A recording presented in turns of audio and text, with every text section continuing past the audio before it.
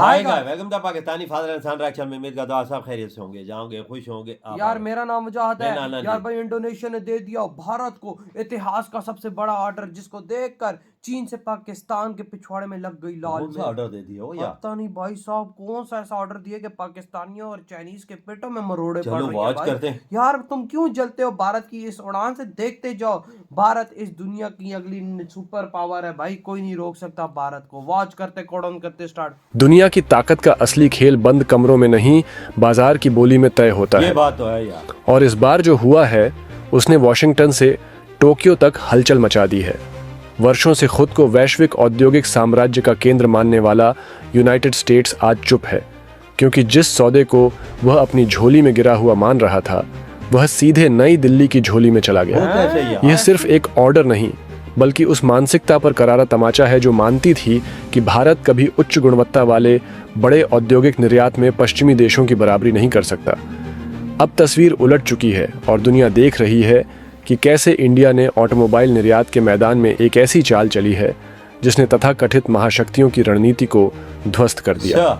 मामला है दक्षिण पूर्व एशिया के उभरते बाजार इंडोनेशिया का, जो अब तक वाहन आयात के लिए जापानी, अमेरिकी और चीनी कंपनियों पर निर्भर रहा था।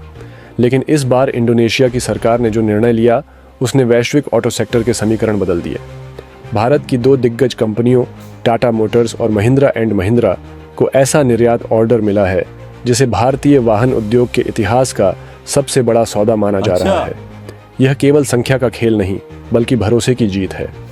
इंडोनेशिया ने अपने ग्रामीण और दूर दराज क्षेत्रों तक सरकारी सेवाएं पहुंचाने के लिए बड़े पैमाने पर उपयोगी, टिकाऊ और किफायती वाहनों की आवश्यकता जताई थी। बोली में दुनिया की दिग्गज कंपनियां शामिल थीं, पर अंतिम मुहर भारतीय मॉडलों पर लगी।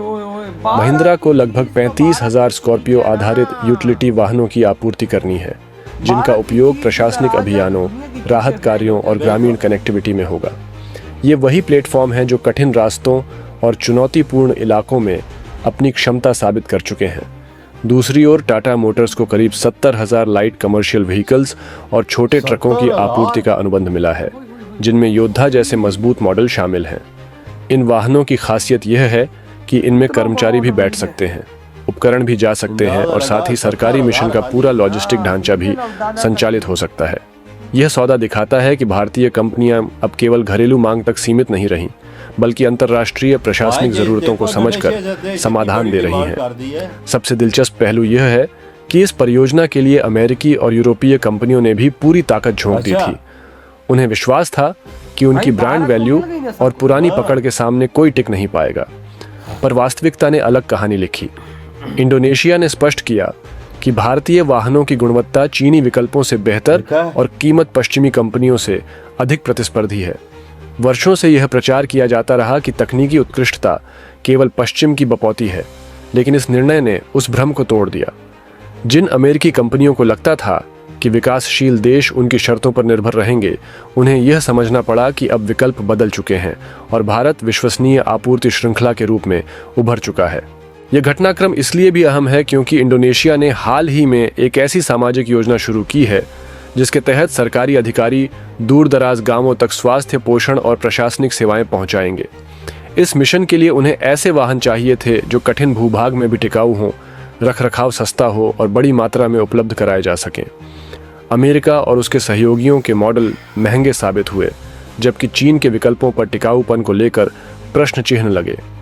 ऐसे में भारत ने वह संतुलन पेश किया जो विकासशील देशों की वास्तविक जरूरतों से मेल खाता है।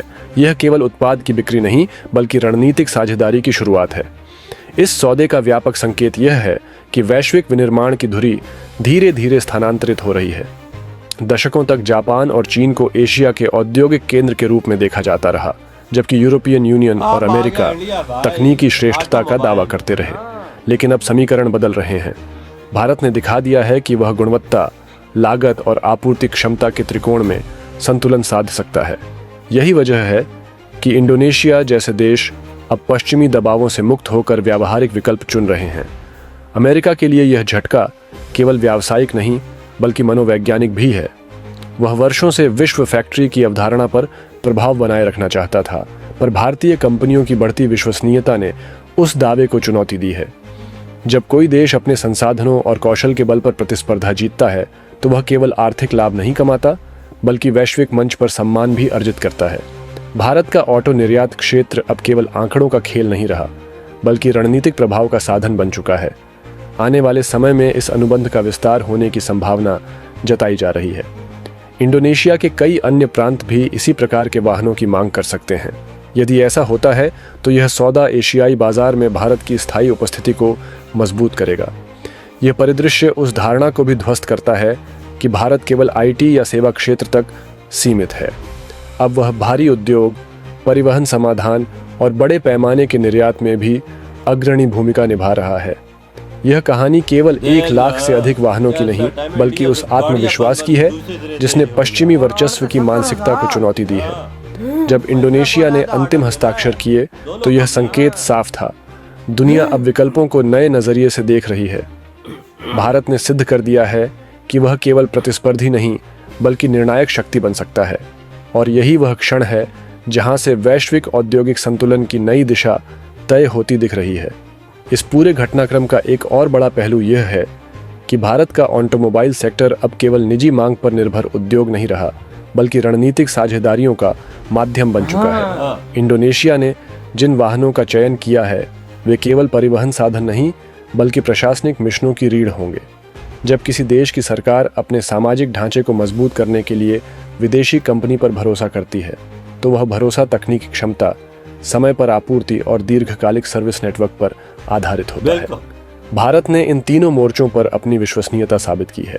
दूसरा महत्वपूर्ण आयाम यह है कि यह सौदा भारतीय विनिर्माण पारिस्थितिकी तंत्र को भी नई ऊर्जा देगा। इतने बड़े पैमाने पर उत्पादन का अर्थ है कि देश के भीतर steel, auto components, tyre, electronics और लॉजिस्टिक्स उद्योग को भी सीधा लाभ मिलेगा। हजारों सूक्ष्म और मध्यम उद्योग जो सप्लाई चेन का हिस्सा है अब वैश्विक बाजार से जुड़े रहेंगे। यह केवल 2 कंपनियों की सफलता नहीं बल्कि एक संपूर्ण औद्योगिक श्रृंखला की मजबूती का संकेत है। तीसरा पहलू रोजगार से जुड़ा है। बड़े निर्यात अनुबंध का मतलब है उत्पादन क्षमता में विस्तार, नई असेंबली लाइनें और तकनीकी कार्यबल की बढ़ती आवश्यकता। इससे कुशल और अर्धकुशल श्रमिकों के लिए अवसर बढ़ेंगे। जिस समय पश्चिमी देश उत्पादन लागत के कारण अपने कारखाने बंद कर रहे हैं या दूसरे देशों में शिफ्ट कर रहे हैं, उसी समय भारत अपने घरेलू संयंत्रों को वैश्विक मांग से जोड़ रहा है। यह बदलाव भविष्य के आर्थिक संतुलन को प्रभावित कर सकता है। चौथा दृष्टिकोण रणनीतिक कूटनीति का है। जब किसी एशियाई राष्ट्र की सरकार भारत को इतना बड़ा अनुबंध देती है तो वह केवल व्यापारिक संबंध नहीं बल्कि राजनीतिक भरोसे का भी संकेत देती है। इधर हुई ये वीडियो खत्म। इंडोनेशिया ने तो इतना बड़ा ऑर्डर दे दिया भाई। देख लो भारत की क्वालिटी, जापान भी नहीं आया रहा भाई साहब, अमेरिका, चाइना, सारे देश थे, सारे देश बिल्कुल। और इंडिया ने जीत ली है, ये सबसे बड़ी जीत।